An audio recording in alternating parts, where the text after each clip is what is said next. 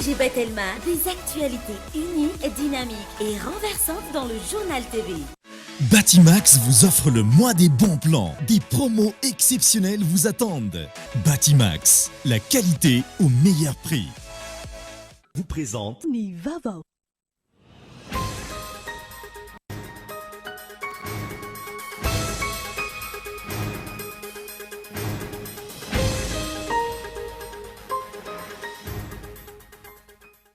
Nahemitra raha ampitso ny fanolora ministry ny fitantanam-bola ny teti-bola mpanjakana na sipantsiana 2024 izay tokony natao teny anivo ny anteny meram-pirenena Androany noho tsy fahatongavany tamin'ny ora farany.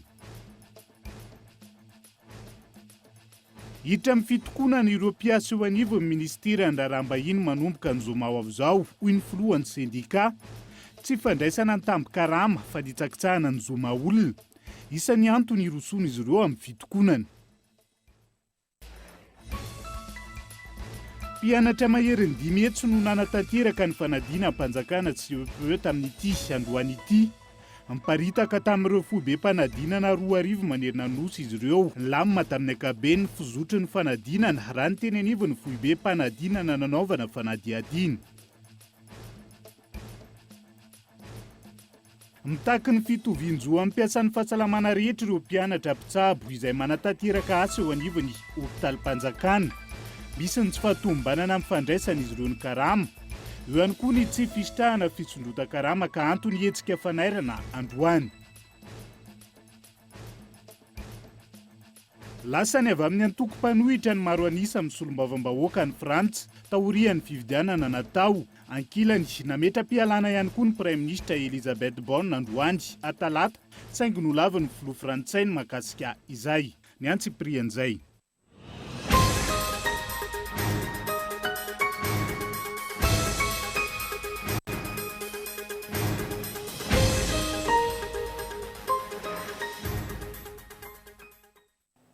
Talata fa 1 ny volana Jona taona 2024 ankasitrahako hatrany ianao misafidy ny fahita lavitra kolo amin'izao oro izao tonga soa atao anatin'ny fotoanan'ny fampahalalam-baovao amin'ny fiteny malagasy ary ampanajana ihany koa no anasako anao anarak' izany hatramin'ny farany. Isataratsika ny fampahalalam-baovao amin'ity hala ity dia nahemitra raha ampitso ny fanoloran'ny ministry ny fitantanam-bola ny LFR nantetym-bola mpanjakana na sipanitsina ho an'ny taona 2024 izay tokony natao teny anivo ny anteny meram-pirenena tsy mba zaza tamin'ity Androany ity noho ny tsy fahatongavany tamin'ny ora farany ny fandaharam-potoana tokony nataon'ireo solombavam-bahoaka ny zoma ho avy izao indray araka izany no naroso tamin'ity Androany ity. Gaeton Andriatsilavo. Raha ny fandaharam-potoanan'ny anteny meram-pirenena ny maraina teo no fotoana voatondro anoloran'ny ministry ny fitantanam-bola ny LFR na ny teti-bola mpanjakana na sipantsina 2024. Aorian'izay vao miroso amin'ny asam-baomera mialohan'ny hirosona amin'ny fivorimbe andinihana io LFR io ny alakamisy ho avy izao.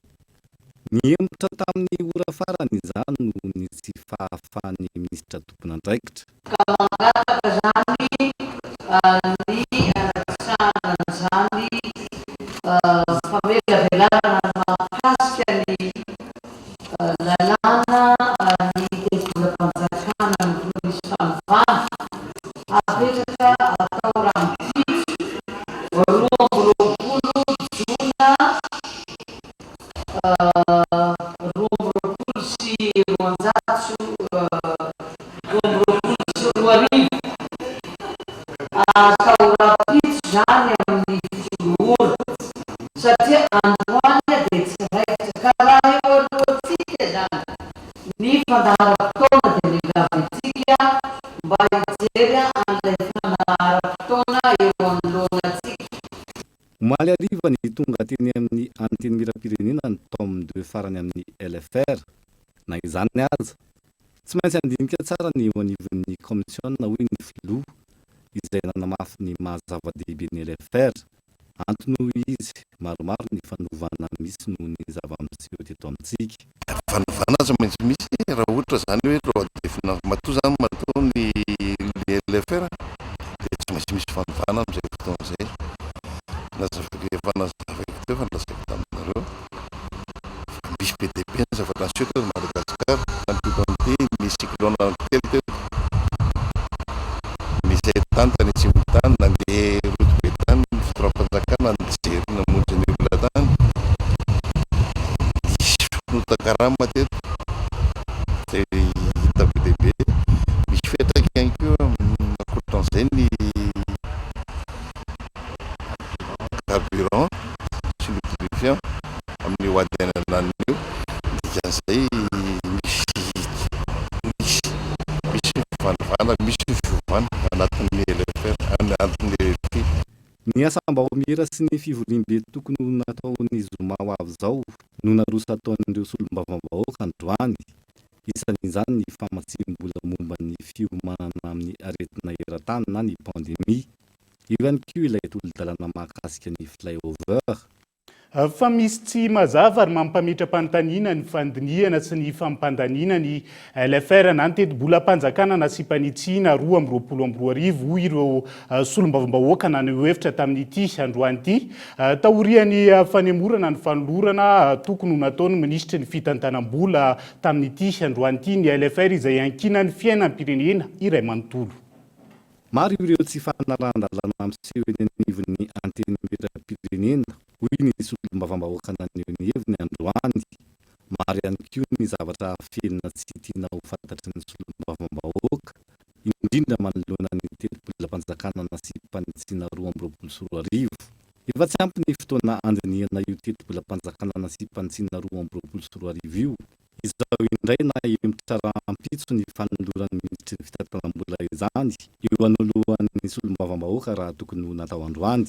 Efa tamin'ny 10 andro lasa no misy mesazy zany lasa tsina voarainay solombavam-bahoaka hoe amin'ny 22 ny fahatongavan'ny LFR travaux de commission dia amin'ny 23 ny fanadaniana azy. Inona moa fa tsy mifanalavitra amin'izay presque izay mihitsy izy dia natao zay tsy ananany solombavam-bahoaka fotoana andiniana azy satria maro ny zavatra tsy tomombana ao anatin'io volavolan-dalàna io.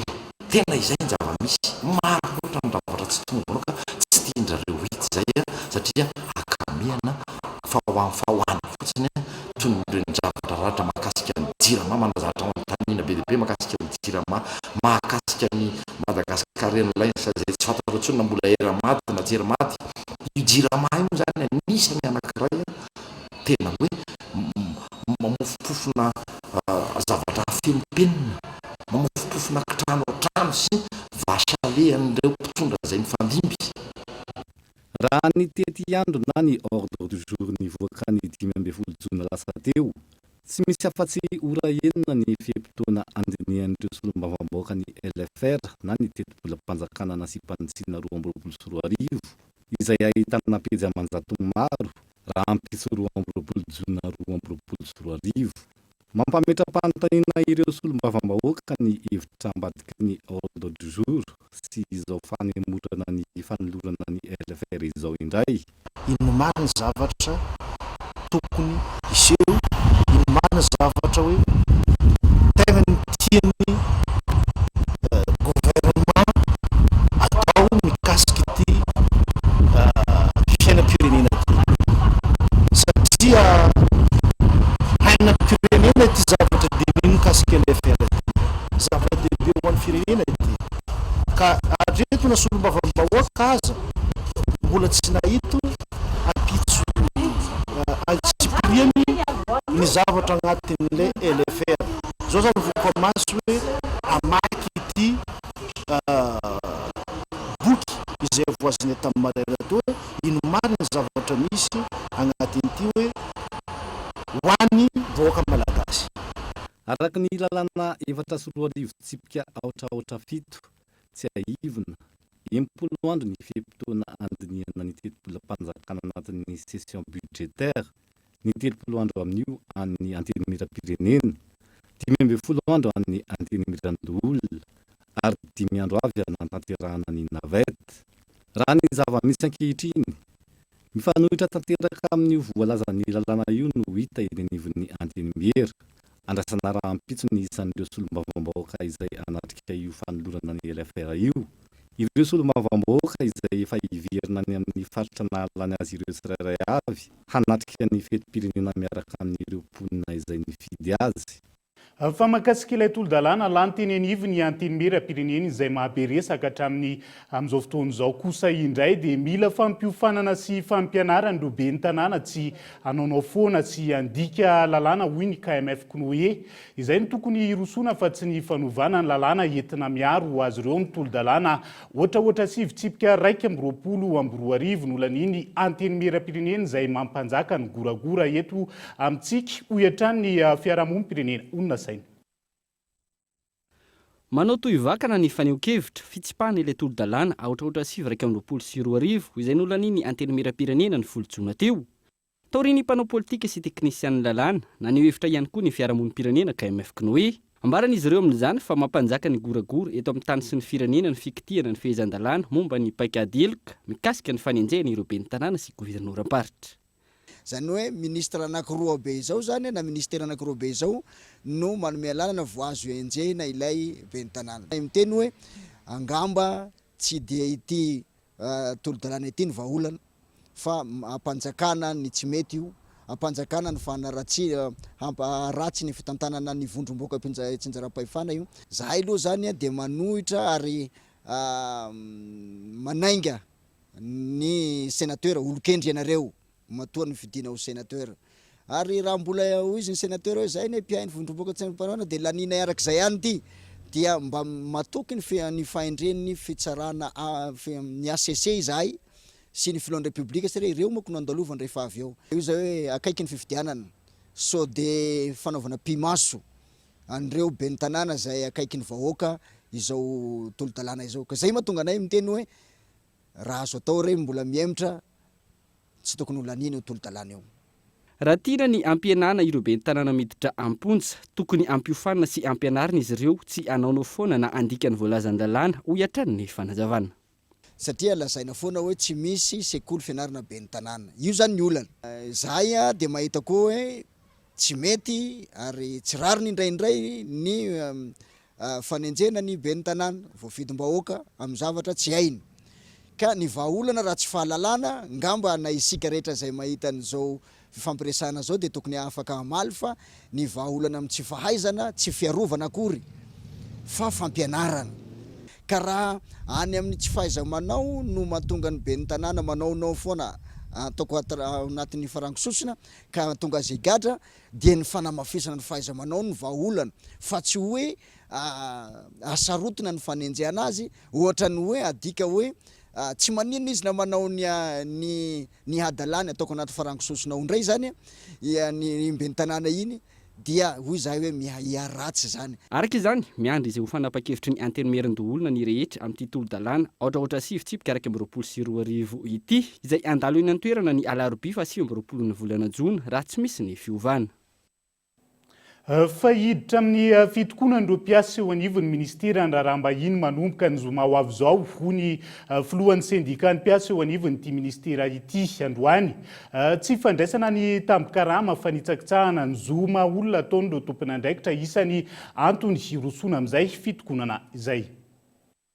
Iroso amin'ny fitokonana mandritra ny fotoana tsy voafetra ireo mpiasa eo anivon'ny ministera ny raharaham-bahiny manomboka ny zoma izao araka ny tapaka taorian'ny fivorian'ireo sendika ivondronan'ireo mpiasa eo anivon'ity ministera ity.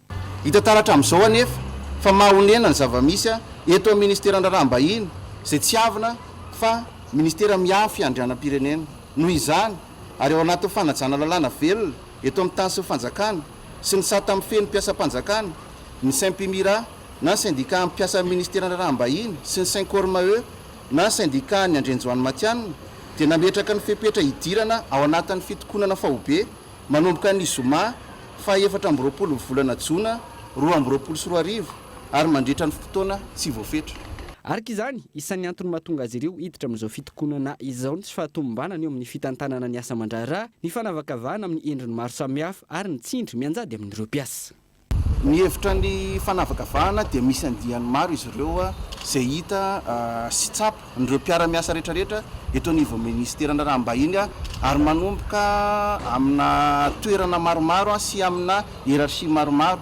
Izy io dia hita amin'ny fisehoany marobe toy any resaka fitenenana momba ny firazanana ny origine ny etnia ao anatin'ny asaka mametraka pression amin'ireo mpiara-miasa izy io dia mahatonga ny asa tsy mandroso na marary anay tao ministerana raham-bahiny dia tsy fanajana an'ireo texte migery anay dia fanajana an'ireo texte reo anisan'izany ny fandoavana ny tampo-karama ito dia anisan'ny fepetra ampiverina anay hiasa fanajana an'ireo texte izahay eto anivon'ny ministerana raham-bahiny dia tsy nangataka zavatra mihoatra ny zavatra efa nomena anay na mpanantenana anay ary natao tamin'ny texte afahana migery zavatra toeto anivon'ny ministerana raham-bahiny. Mbola eo am-pandaniana ny syndicat na isy ny service minimum manatsia manoloana ireo antojay ataon'ireo tompon'andraikitra ambony eo anivon'ity ministera ity amin'ireo mpiasa. Ihany koa anatin'ny ako ny fanadina amin'ny mpanjakana CEPE isika manomboka eto mpianatra mahery ny 10 hetsy no nanatanteraka ny fanadina amin'ny mpanjakana CEPE tamin'ity androanyity miparitaka amin'ireo fohy be mpanadinana 2 arivo manerina nosy izy ireo lamina tamin'ny ankabeny ny zotry ny fanadinana raha ny teny anivo ny fohy be mpanadinana Avaradoso be tongolo izay nanaovany mpanao gazety fanadiadina. Ny lamina fanatanterana fanadina mpanjakana CEPE raha nitetsy amin'ny fohy be mpanadinana CEG Avarado izay nanaovana fanadiadina. Mpiadina misy 5 tamin'ireo mpianatra 720 no tsy tonga nandritrin'izany fanadina mpanjakana izany raha fanazavany. Nisy moa ny fipetra tsy maintsy narahina tamin'ny ora firavan'ny fanadinana manoloana ireo tranga mpiaramonina amin'izao fotoana. EPP Avarado dia mikambana amin'ny centre CEG Avarado dia mbola ao anatiny koa ny EPP Betongolo. Amin'ny ankapobeny tamin'ireo centre ireo so centre ireo dia nandeha nizotra araky ny tokony ho izy. Tsy dia nisy ny olana anankiray fotsiny angamba nisy hoe very ny convocation. Ny anankiray teto amin'ny CEG Avarado no zazanarary accidenté. Nangalana mesure natao mitokana teo amin'ny ana satria izy miaraka amin'ny chaise à fauteuil. Fakana mpianatra dia ny mpianatra zany rehefa vita le épreuve farany teo zao dia ny ray aman-dreny nampidirina daholo dia maka eo amin'ny varavaran'ny salle. Tahaka an'ilay manao appel en candidat reny dia maka ny zanany izy ianona dia mivoaka. Ho an'ireo ray aman-dreny natokana ho fanohanana ireo mpianatra izay hanala fanadinana ny andro androany ka najanona avokoa ireo asa aman-draharaha mba hanohanana ireo mpianatra. Fanomanana aloha zany tsy dia hoe nanana hoe fiomanana be fa ny andavanandro fotsiny zany mba niova kely raha oharina ny andavanandro hoe mba natao kely hoe mba niomanomana kely satria anala CP le ankizy moa zany. Tsy niasa mihitsy zany fa tena hoe nanomana kely an'le mba zanaka anala CP dia janona miasa mihitsy. Fiainana moa raha malala tsy dia hoe nisy nomanina be eo ahoana fa zay kely teo no nangiratra zany. Le fotoana le ohatra zao zany mba hoe nomanina kely fotsiny le hoe mba atao tsaratsara kely fotsiny sakafony. Akaiky zao zay Betsarety zay dia mandeha tongotra dia tonga fa tsy mila mandeha bus. Le ankizinay zany moa efa any amin'ny privé izy mianatra dia efa le mianatra maraina tandro hariva dia tsy dia mila hoe dressage be loatra fa arahana maso ihany le fianarany dia eo ihany izy amin'ny fianarany. Ho an'ireo mpiadina kosa samy nanana ny taranjana nanano sarotra azy ireo ankizy nandritra ny fotoam-panadinana. Ny taranjany tantara sy petrakolany no sarotra raha ny fanazavana. Mora nisy tsy tantara atony mbola mandeha tsara aloha fa tsy fantatra izay isy ao. Nanomboka tamin'ny 7 sy sasamaraina ny fanadinana CEPE ho an'ny androany. Tetsy amin'ny fohy be mpanadinana CEG Ambomiandry no nidina ifotony ny ministry ny fanabeazam-pirenena. Nisy ny fepetra manokana iarovana ireo mpianatra manoloana ny aretina Covid-19 no jerena manokana ihany koa ireo izay manana fahasembanana sy ireo mpianatra avy any an-tanimora raha ny fanazavana.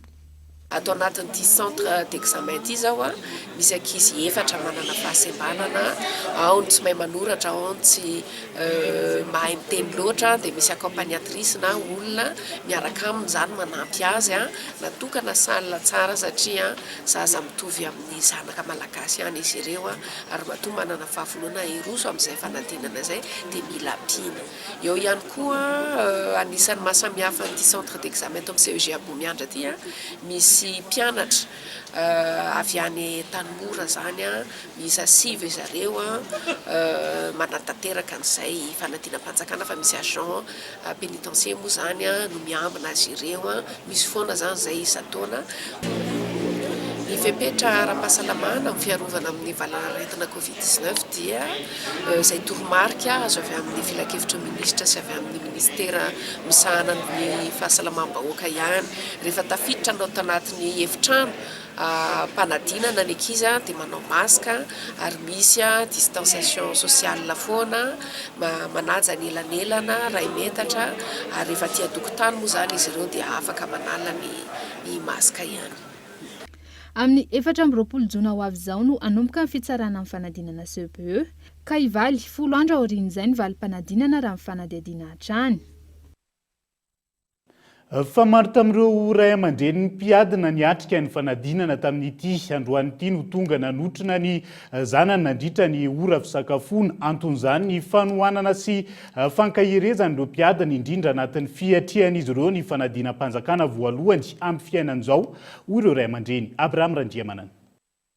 Ny farina tamin'ny 12 sasany atoandro ny tapany voalohany tamin'ny fiatrehana ny laza adina ho an'ireo mpiadina ny fanadinana CPE tamin'ity anio ity. Tomefiry ireo ray aman-dreny nanolona ireo ivon-toeram-panadinana nandritra izany. Niavaka ny fanomanana ny sakafo atoandro ho an'ireo mpiadina raha nambaran'ireo ray aman-dreny. Ny biby fiompy tao an-trano no novonoina ho an'ny sasany. Tao kosa ireo tsy afananoatra ka izay teo ampelantanana ihany no nividianana sakafo ho an'ny ankizy. Io fanomanana mihitsy efa mpanao tena raha izay mianaka. Akoho io no vonoinao azy. Marina sarotra ny fiainana fa tsy maintsy atrehana satria mitady tombotsoa amin'ny zafikely. Vorona tao an-trano ihany no vonoina.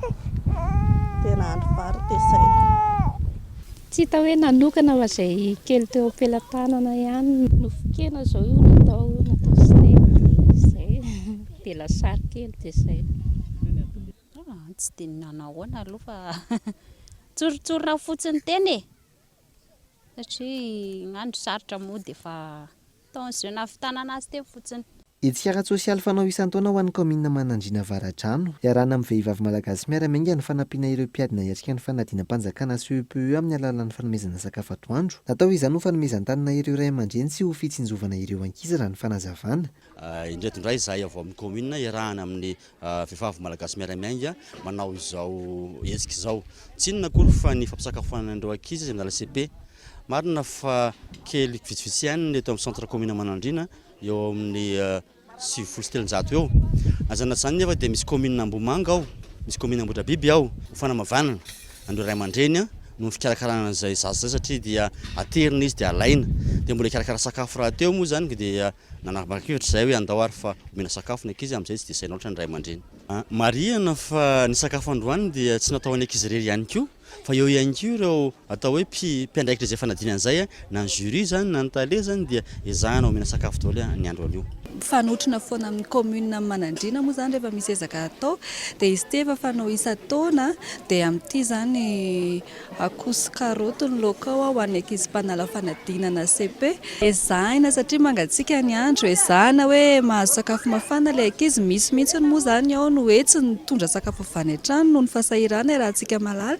Dia hitantsika zany hoe mahavonjy ho an'ny izay mila fanohanana zany na ara-tsaina ho an'ny ankizy mpanala fanadinana ilay izy. Ny lamina amin'ny ankapobeny ny fizotry ny fanadinana ho an'ny tao amin'ny kaomina Manandriana raha nambaran'ny tompon'andraikitra. Etsy ankilany nanatateraka ny fizarana sakafo ho an'ireo mpiadina ny fanadinana CPE ihany koa tamin'ity anio ity ny kaomina manodidina ny teto Andrenivohitra. Ho fampitoviana lentany ankizy rehetra mba tsy ho menatra noho ny laoka tsy mitovy no isan'ny antonina nataterahan'ny kaomina Lasora izany. Ary ihany koa hita ny fahasahiranana amin'izao fotoana izao izay mianjady amin'ny fianakaviana maro dia raisin'ny kaomina tanana zany ny fanamavanana izany. Faharoa manarakaraka izay ihany koa moa zany ny ankizy rehefa hoe mba misakafo ohatran'izao ka mba mitovy ny zavatra ho an'ny zareo dia tsy misy zany ny fahamenarana, tsy misy ny complexe satria indraindray ilay izy misy ny hoe laoka mba matsirotsiro raha ohatra ka hoe tsy ny commune no mikarakara anazy, misy ny laoka manahirana dia izay ihany koa miteraka complexe ho an'ny ankizy. Dia ny zavatra tahaka izao ihany koa zany hoe uniformisena ilay izy manome courage ny ankizy amin'ny tapany hariva. Anatin'izay ako ny fanadina amin'ny mpanjakan'izay hatrany fa hiazo anambatondra zaka isika nozotra raka ny tokony ho izy ihany koa ny fanadinana CPE ho an'ny farim-pampianarana ambatondra zaka tamin'ity androany ity miisa 7 mahery ny mpiadina izay miparitaka amin'ny foibe mpanadinana 3 amin'ny 30 raha ny fanadiadina. 20 taona no lehibe indrindra izay nanao ny fanadinana CPE tany amin'ny farim-piadidim-pampianarana Ambatondrazaka. Valo taona kosa no zandriny indrindra izay nanantanteraka ity fanadinana CEPE ity tany an-toerana. Tsy nisy ny olana nandritry ny fotoam-panadinana raha amin'ny fanazavana. Eny ary araka ny hitantsika zao dia mizotra mpilaminana ny fanadinana CEPE atao amin'ny faripadidim-pampianarana Ambatondrazaka. Efa nanomboka ny fanokafana an'ireo sujet na hoe déballage izay hita fa ara-dalàna tokoa tonga aty amin'ny nivon'ny centre Césaire Zaka no jerena. Ary raha araka ny tatitra izay alefan'ireo foibe-mpanadinana manerana ny misa telo amin'ny telopolo manerana ny faripadidim-pampianarana Ambatondrazaka. Tomombana tsaka sy andavana zany ny makasika an'iny lazadina iny. Fa amin'izao fotoana izao dia miditra amin'ny fanadinana amin'izay tsika. Samy velom-bola avokoa ireo mpianatra nivoaka ny trano-panadinana. Nateo azy ireo taranja izay nanosarotra. Ny taranja gady teto no tena nanahirana ireo mpiadina nandritry ny andron'ny CEPE ity. Samy manantena ny fahafahana fanadinana nefa ireto mpiadina.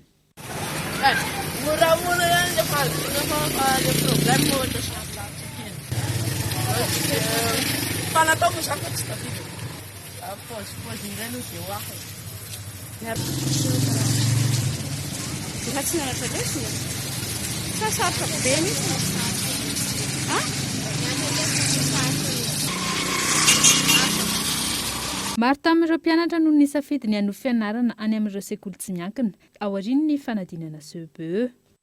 Lamina araka izany ny fizotry ny fanadinam-panjakana tamin'ity androany ity ary toy izay ihany koa ny tany amin'ny faritra Vakinankaratra nahitana mpiadina 8,780 ny tany an-toerana ary 4,730 ireo tsy tonga nidiny io tany tsy fahatongavany mpiadina io raha hoarina tamin'ny taondasa.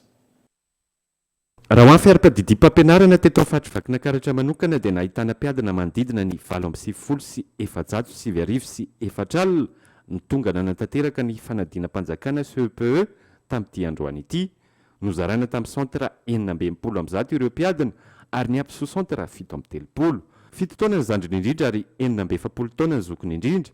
Nahitana ireo zaza manana fahasembanana ara-batana 220 sy ireo voafonja 410 tonga nanantanteraka ny fanadinana. 470 kosa ireo tsy tonga. Ny aina araka izany ny tany tsy fahatongavana raha hoarina tamin'ny taondasa, hoy ny tompon'andraikitra. 470 ireo tsy tonga. Eo amin'ny 2,7 isan-jato zany tamin'ity taona ity. Iny moa mety tsy manana ny antony ihany fa isa-taona azo lazaina ary zany raha hoarina amin'ny isa-taona hoe ny aina ny tany tsy fahatongavana izany fa dia tonga avokoa ny akabeazan'ny mpianatra tamin'ity taona ity. Na ny ireo manana ny tsy fahatomombanana na ara-pahitana na ara-batana na ara-piainona na eo ihany koa ireo voafonja dia niatrika izany mpilaminana avokoa ireo mpianatra rehetrarehetra eo. Tsikatra nandritra izao fanantanterana ny fanadinam-panjakana CEPE izao fa maro ireo sehatra tsy miankina avy eto Antsirabe izay nahatsapa ny fahasahiranana ireo ray aman-dreny ka ao ireo nanao hetsika fitaterana maimai-poana ho an'ireo mpanala fanadinana, indrindra fa ireo izay nipetraka lavitra ka hiazony eto an-tampon-tanàna. Nisy transport zanak'olona mitondranay naka ny mpianatra teny dia izay no nahatongavanay ity zany. Izy tsy maintsy hanaterana sakafo satria anay lavitra. Dia avy manatra azy eto izao za dia ndeha hanao ny sakafony dia miverina rehefa atoandro satria anay ena talata no mipetraka. Tokony aina aloha aminay ray aman-dreny dia mba hoe engana izy mba ho afaka soma tsara. Fanomanana aloha somary enjakenjana ihany, fanenjehana programa, fanomanana ny ankizy manatitra sakafo ety dia miandry ny firavana ety.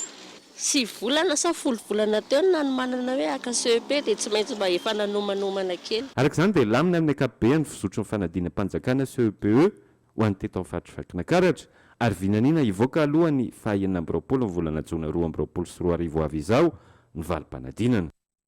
Asa hoe mba nanao ahoana ny fifehezany ankizy ny teny malagasy nandritra ny fanadinana androany fa raha ny fanadiadinana ataony ny mpanao gazety tamin'ity androany ity dia ambany ny fafehezan'ny tanora malagasy ny teny-drazana amin'izao fotoana isan'ny olana hatramin'izay ny fanafangarona ny teny vahiny, teny malagasy amin'ny teny vahiny rehefa miresaka maro ny antony io isan'izany ny fahazoan'ny teny vahiny tahaka ny teny frantsay vahana, eo ihany koa ny tsy fampiny ny voambolana malagasy. Mahazo vahaneny anivon'ny orinasa ny fampiasana ny teny vahiny.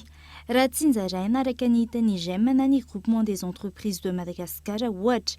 Saika ny teny frantsay no ampiasaina amin'ny asa rehefa miserasera anatiny amin'ny alalan'ny soratra, tahaka ny SMS, mail, note sy ny maro hafa. Amin'ny teny frantsay sy anglisy ny ankamaroan'ny fifanankalozana atao amin'ny sehatra ambonimbony kokoa tahaka ny any ivelany, ary amin'ny teny malagasy sy ny ampany amin'ny fifanankalozana ambava. Vitsy ny orinasa mampiasa ny teny malagasy ranoray. Maro anefa ny voka-tsoa azo amin'ny alalan'ny fampiasana ny teny malagasy manontolo eo amin'ny tontolon'ny asa. Za misy dia anafana elo, ambany dia ambany, ny fafezan'ny tanora malagasy ny teny razana, ary teny mifangaro no fahita matetika. Mety tsy ho azo mpiasa ny tiany mpiara-miasa ho lazaina, raha ohatra ka teny malagasy madirano no ampiasaina, ary misy aramovo ambonany amin'ny lafiny fandrana teknika, fa tsy ampianarana ny ampianarana any mpianatra na ny mianjeny manontolo, dia voateny teny vaiko, teny vahiny no ampiasaina. Noho izy hoe zavatra hita dia mampitombo ny fahatokisan'ny tena mpiasa ny fampiasana ny teny malagasy miserasera anatiny. Zavatra tsy azo koa dia ny fampiasana ny teny malagasy dia mampiadan-tsaina ny mpiasa teratany, ary manampy azy hamaritra tsara tokoa na aneo ny avonan-kevitra tiany amara, mampitombo koa ny fiavan-tanindrazana. Lafiny maro no mitarika ny tsy fampiasana ny teny malagasy ranoray raha ny fanazavana, ny tsy fampiny voambolana malagasy, ny mety tsy fankahazahoana noho ny famadiana ireo teny teknika amin'ny teny malagasy, ny fahazarana manafangaro teny amin'ny teny frantsay. Amintsika teny amin'izao fotoana izao dia tena mbola betsaka eto na sika samy malagasy ary no tsy dia mahazo loatra rehefa tena miteny malagasy ranoray ianao na manoratra amin'ny teny malagasy ranoray. Ka izay hoe raha ny fitenenana aloha dia tena raha amin'izao fotoana izao dia mbola anatin'ny fampitana hevitra, ka rehefa azo ny olona ifampiresahana ny zavatra tenenina sy ny tikam-bary dia izay aloha mbola zava-dehibe, fa mila mandeha tsikelikely. Dia mandeha tsikelikely any amin'ny fampidirana bebe kokoa ny teny malagasy ao anatin'ny fifaneraserana na fandrarana na fiarahamonina dia lafin-javatra maro. Eo ny fampianarana ny teny, ny boky amin'izao fotoana izao, famitana boky, ohatrina ny mamota boky, betsaka ve isika ny manoratra boky, takatra ny fahefa-mividin'ny be sy ny maro manao boky amin'ny teny malagasy. Zany rehetrarehetra zany mila apetraka daholo ary mila paikady tena mipetraka sy voarafitra tsara ao anatin'ny fotoana mba ahafana zany manaparitaka sy mitaiza an'le maha-malagasy, le fiteny malagasy sy le fisainana malagasy. Miainga amin'ny famolavolana eny anivon'ny fiarahamonina, fianarana ary ny tontolon'ny asa no ahafana mampivelatra ny teny malagasy izay. Totosain'Androany tetsy amin'ny Akademia Malagasy ny famelabelara-kevitra na rahanady-hevitra mikasika ny fampiasana ny teny malagasy. Mpisehatra maro no nandray anjara tamin'izany. Ny asin'ny teny malagasy eto Madagasikara no lohahevitra ny voaboasina nandritra izay. Lafomba vao hafa kosa indray dia mijoro ny tafomia-avo any amin'ny fatra atsimo andrefana sy ny fatra androa izay vondron'ny fokon'olona amin'ny tantana ny arena voajanahary isan'ny arovan'izy ireo manoka anatin'izany ny sokatra izay efa mialany tamingana amin'izao fotoana izao, na izany na tsy izany mbola misy ny lesoka amin'ny fampiarana andina mahakasika ny fiarovana ny sokatra any an-toerana. Nela Ranevson. Any amin'ny faritra atsimon'ny nosy no ahitana karazana sokatra maro amin'izao fotoana. Maro ireo karazana sokatra mitady olona tamingana amin'izao fotoana izao. Tranga izay hianandrasana fepetra intitra any amin'ny faritra atsimo andrefana sy faritra androy izay fametrahana ny tafomiavo izay hiatambazotra ny fokon'olona mitantana ny arena voajanahary any amin'ny faritra iny hiarovana ireo sokatra indrindra ireo efa mialany tamingana. Izay miara mifanimbona ireo faritra roa reo amin'ny fiarovana ny sokaky an-tanety. Dia any amin'ny androy dia misy an'le zay faritra roa zay zany ro sisa tavela misy sokatra an-tanety amin'izao. Dia mandray anjara ny voifiraisana ny vovonan'ny fiarahamonimpirenena ao amin'ny faritra roa reo hanao fiarovana an'izay dia fananganana ny any Androy ny lilintany izay dina miaro ny sokaky ary ny any amin'ny faritra atsimo andrefana ny dina sokaky izay tafilitra tsara ao anatin'ny dina be amin'ny faritra atsimo andrefana.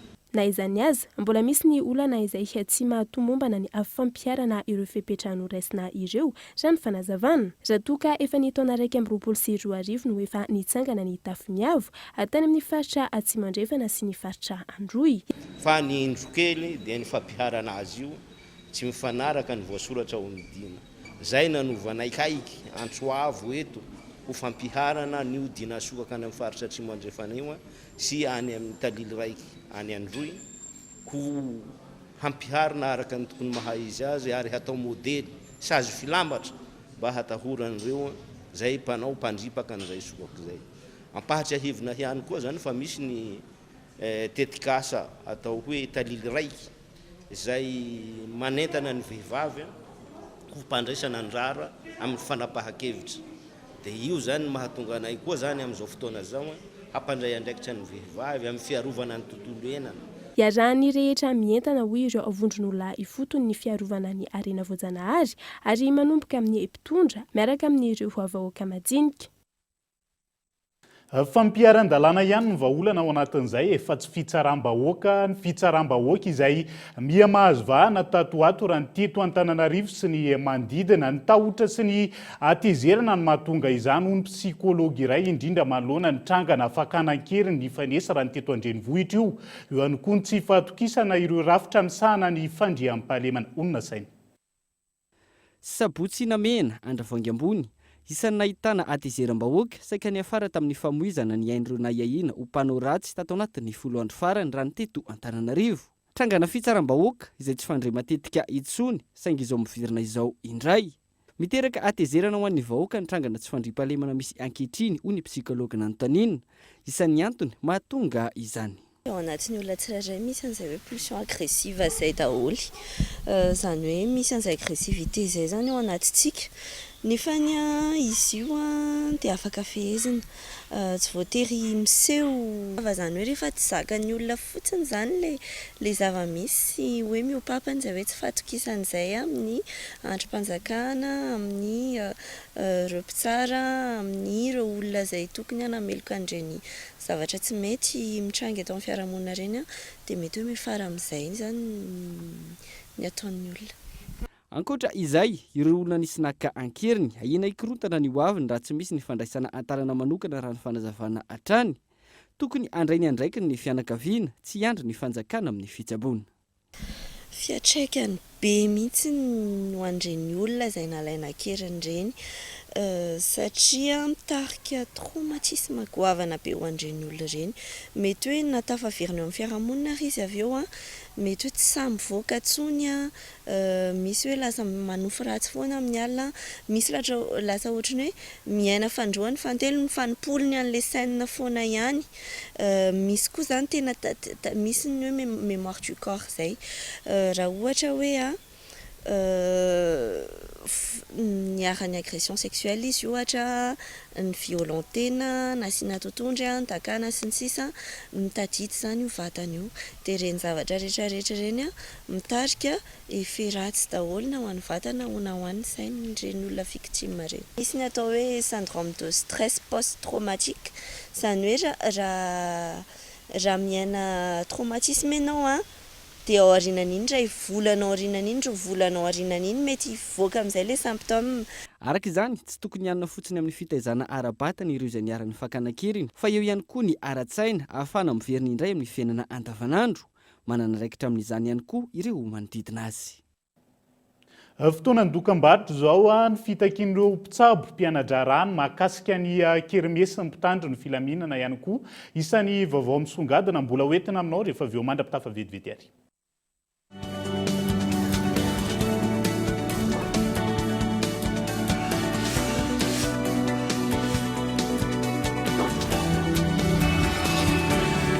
Arendrina taratasy malagasy eo may eny eo samba ividankapa vaovao etiko manao arendrany de aleo ao amin'ny aiglodor no mividy anymoneny raha vidy kirarina ankizy vita amin'ny hoditra zato isanjato ao amin'ny aiglodor 20 hatramin'ny 5 jona de mahazo porte clé na brasy le maimaim-pona sady mitovy loko amin'ny sainam-pirenena malagasy any le izy azy ndriko zany andao ary ouais merci maman merci aigle d'or manandratra avy antsy Funday kado any Saramanitra. Araroto ny fihenam-bidy manomboka amin'ny 5 isanjato amin'ny finday Telma, FM Prime, Legend Max, Quick Max 4G dia mizara fotoana mamy amin'ireo akaiky anao. Tongava aingana any amin'ny Telma Shop anjifan'ilay ho anao.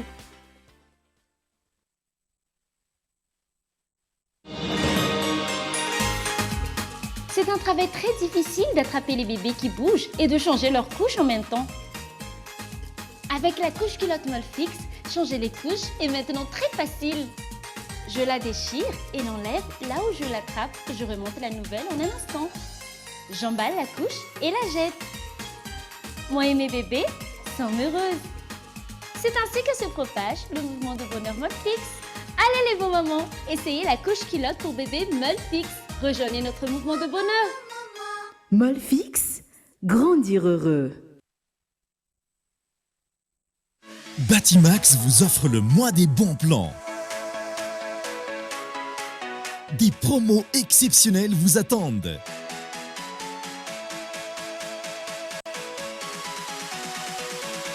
Batimax, la qualité au meilleur prix.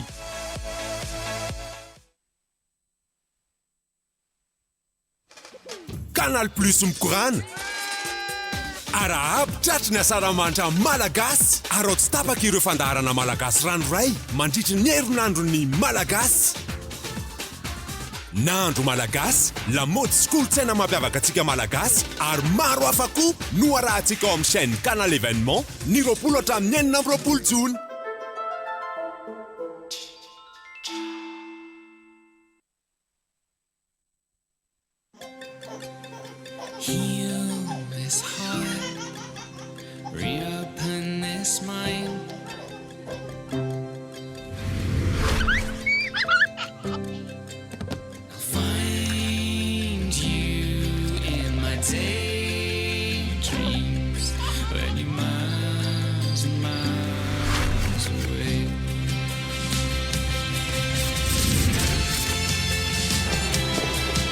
Mandritra ireo fotoana miavaka ifamizarana amin'ny zanakao dia eo foany Farilac. Efa ho 10 taona mahery izao. Tolory azy ampitiavana hatrany ny Farilac izay vita avy amin'ny akora tsara indrindra sy voavanty vita malagasy. Ahitana fer, calcium, vitamine 12 ary mineraly 4 izay tena manampy azy amin'ny fivelaran'ny ara-batana sy ara-tsaina.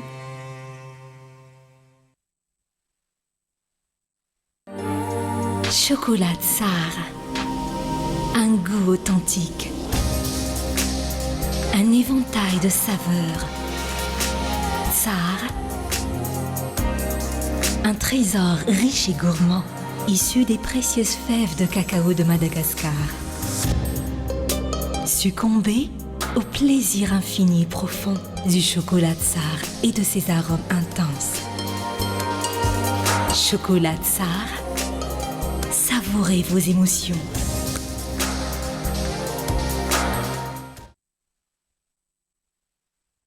Le beurre chocolé fait avec du lait frais d'un tirabé, c'est gourmand avec un bon goût de lait, naturellement riche en vitamines A, D et E. Tellement bon! Savourez le vrai beurre de chocolé, disponible en doux et en demi-sel. Chocolé, le goût du vrai.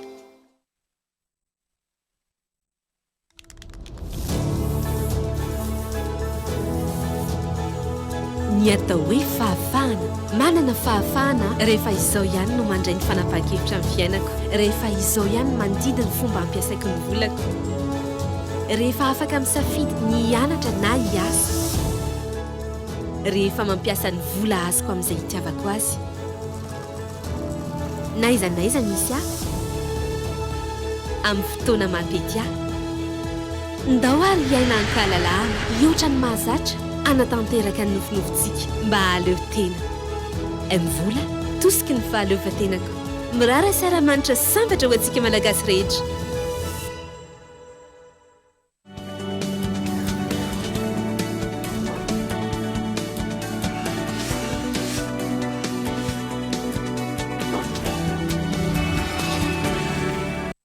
Mamerina ny arabatra ny tombo kilasy tombo vavy tonga soa atao anatin'ny tapany faharoa amin'ny fampalalam-baovao amin'ity alina ity isan'ny tarantsika izany dia mitaky ny fitovian-jo ampiasa ny fahasalamana rehetra ireo mpianatra mpitsabo izay manatanteraka asa eny anivony hôpitalim-panjakana ihany koa misy ny tsy fahatomombanana ampifandraisana izy ireo ny karama ny isam-bolana eo ihany koa ny tsy fisitrahana fisondrota-karama ho 3 isanjato toy ny mpiasa ny fahasalamana rehetra nisy araka izany tamin'ity androany ity ny hetsika fanairina nataony ireo mpitsabo mpianatra raha ireo teny amin'ny DRSP Analamanga.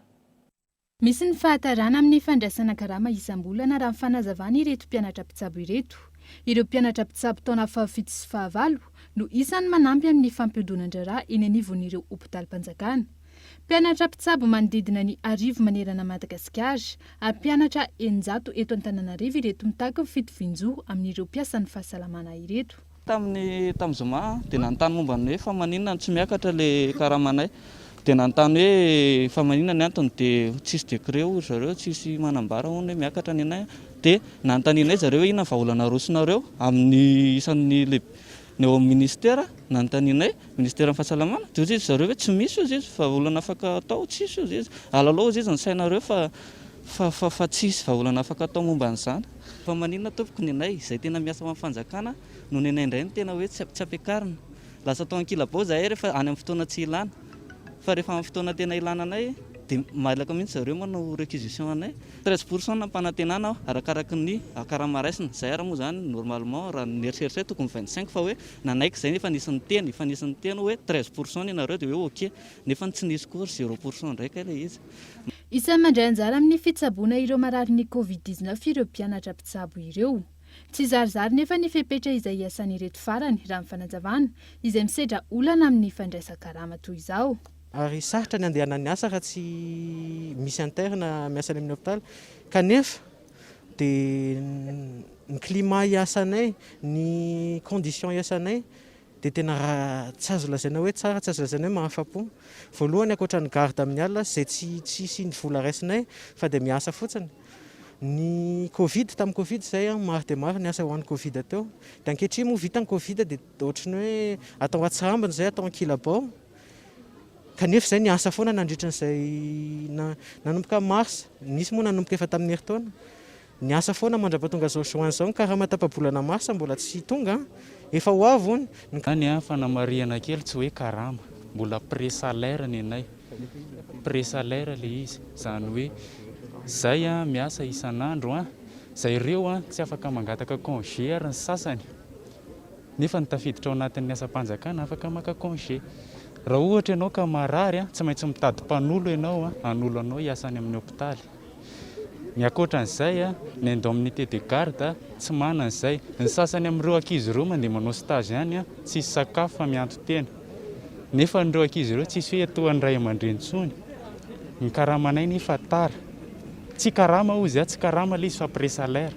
Inona na ny frean'ilay ankizy andeha hiasa ary tsy maintsy midemerte nefa tsy afaka hoe hiasa any amin'ny sisiny ianao zavatra hafa satria efa occupé any amin'ny hôpitaly foana ny fotoana 24 heures sur 24. Ny DRSP Analamanga izay toerana andraisan'ireo mpianatra mpitsabo ny karama no nanatanterahina ny hetsika fanairana. Androany ihany koa no nandray ny karama volana Mey ireto farany izay efa tara 20 andro saty aoriana. Hita tena toerana ihany koa ireo mpitandro ny filaminana nandritra ity hetsika ity. Fiomanana amin'ny fanamariana ny fetim-pirenena kosa indray dia tsisy ny tsena nalakamisy etsy Mahamasina noho ny fanomanana ny fetim-pirenena raha nitatitra avy amin'ny fiadidinana Antananarivo. Amafisina ihany koa ny hetsika fanadiovan'ireo mpivarotra amoron-dalana ampirindra ny fifamoivoizana hoy ny fanazavana. Mitona ny fifamoivoizana rehefa anatin'ny herinandro ny asarimanitra tahaka izao. Isan'ny antony ankoatra ireo fety aman-danonana maro samihafa ny fitombon'ireo mpivarotra sy mpiantsena eto Antananarivo renivohitra. Nanapa-kevitra ny fitalehavan'ny tsena atao anatin'ny komuna Antananarivo renivohitra fa ato ireo tsena isan-kerinandro amin'ity. Eto moa zany dia ilazana ho antsika mpivarotra ny tsena Mahamasina isaky ny alakamisy fa ny alakamisy ho avy izao zany hoe ny 17 volana Jona dia tsy hisy izay tsena alakamisy. Tsy hisy ihany koa ny tsena manodidina ny Mahamasina indrindra moa fa ilay mpivarotra amoron-dalana ny fampiresahana eto satria noho izay fandaminana izay dia noezahana ho alalana ny lalana ho alamina ny manodidina ny Mahamasina. Isy ny opération tanterahana amin'ireo toerana fiantsenana rehetra amin'izao fety izao. Izana hiditra ao anatin'ny ara-dalàna ny rehetra ampizotra araka ny tokony ho izy ny fifamoivoizana. Isy ny opération amin'ireo toeran'ireo indrindraindrindra fa ireo mpivarotra amoron-dalana tsy ara-dalàna. Eo ihany koa ny fanesorana ny olona izay mijorojoro na mivarotra mandehandeha amin'ny posary iny satria lasa manerina le toerana izay tokony ifamezivezena sy andehanany fiara.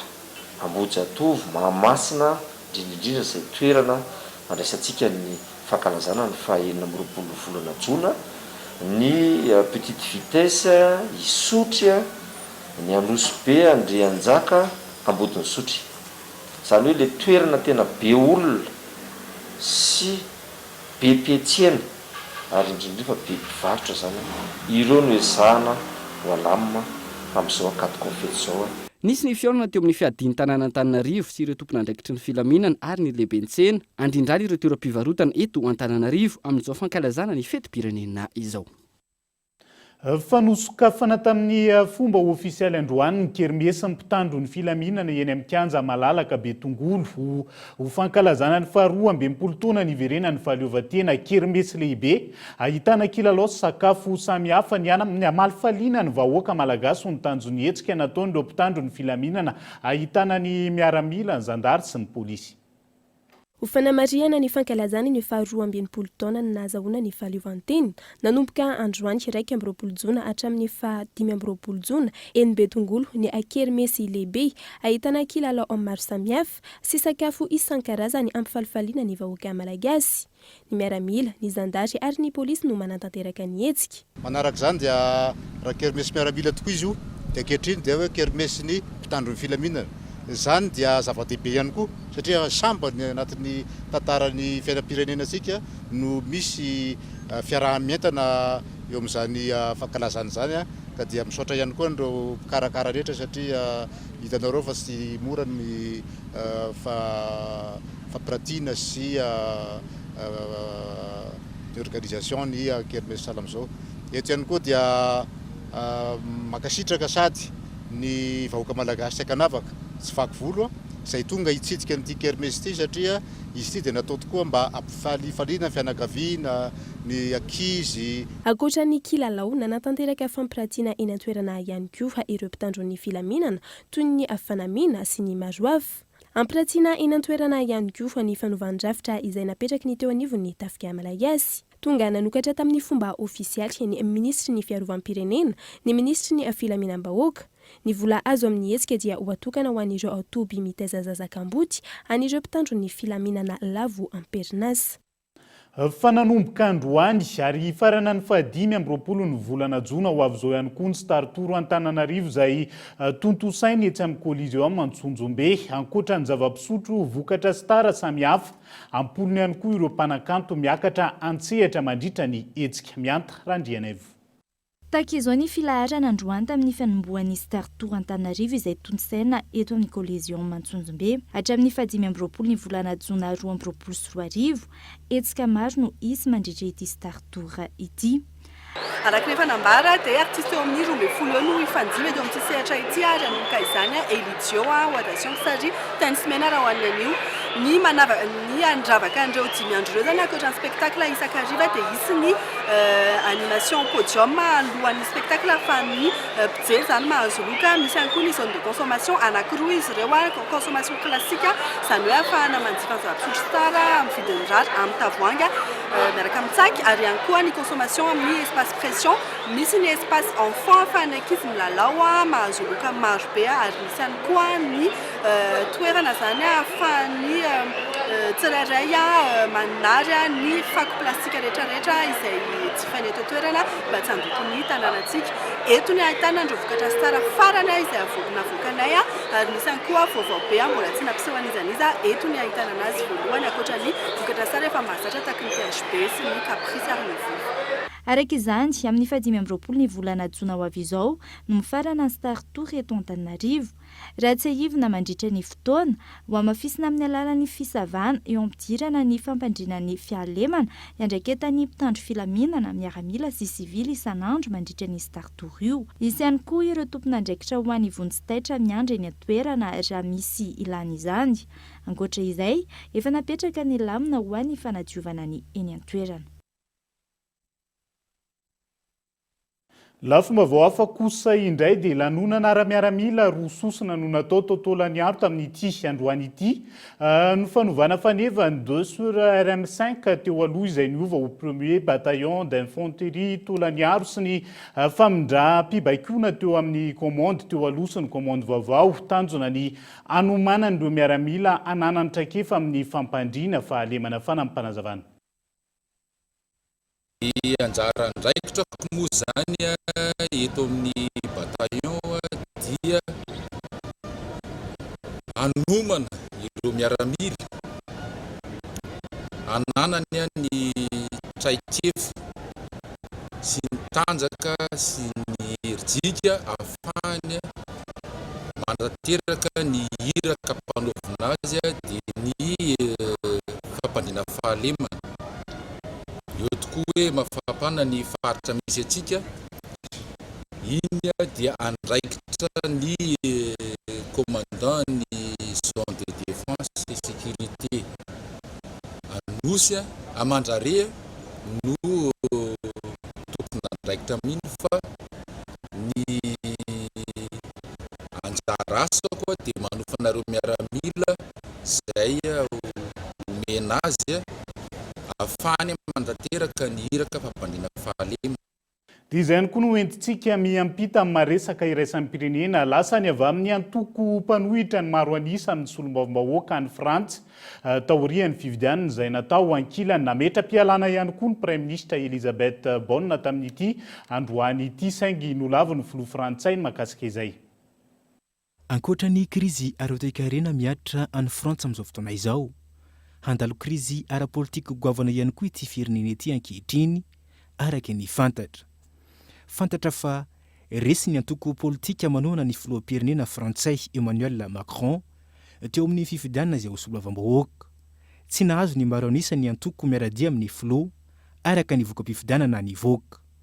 Ny antoko republikana no nantenainy iaraka sy hitambatra amin'ny antoko ny mpitondra, saingy nilaza sy nanambara ny lehibe ny antoko fa hijanona ho mpanohitra izy ireo. Ny fanontaniana mipetraka dia ny hoe ahoana no hitondrany Emmanuel Macron any la Frantsa amin'izao fotoana izao. Ankilany, nametra-pialana ihany koa ny Prime Ministre Elisabeth Borne androany talata, saingy nolavy ny filoham-pirenena Frantsay Emmanuel Macron izany. Ity filoham-pirenena ity izay nisy ny fiaonana tamin'ireo tompon'andraikitra maromaro hijerevana vahaolana mahakasika ny raharaha.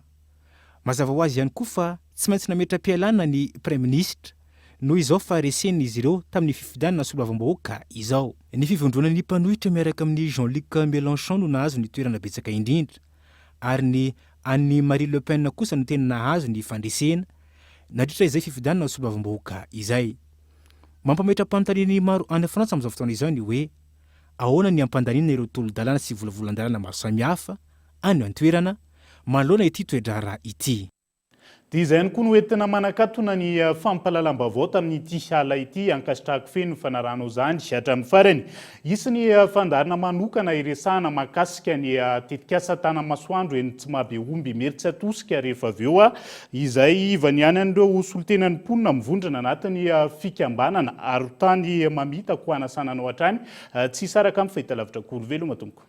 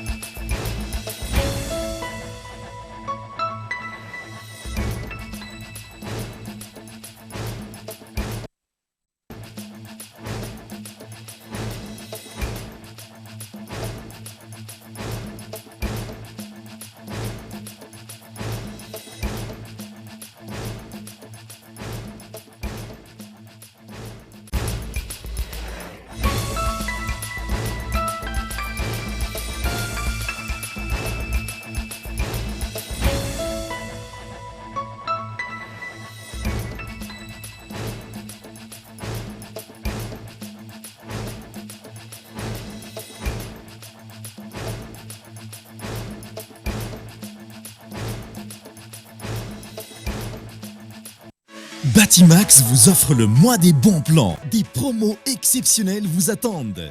Batimax, la qualité au meilleur prix. Vous a présenté Vaovao.